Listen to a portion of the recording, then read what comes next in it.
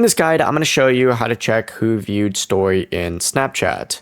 Before we get into this guide, make sure to like the video and subscribe to the channel with all notifications on. It really does help with the channel and it lets us know that you want more content like this. We'd greatly appreciate it. And if at any point throughout this guide you did have any questions, just ask them down in the comment section below and we could help you out further. I'm going to be doing my best to reply to every single comment down there. First things first, open up Snapchat and you need to tap your profile icon or Bitmoji up in the top left, and you need to then go to your story section and tap on the story that you posted.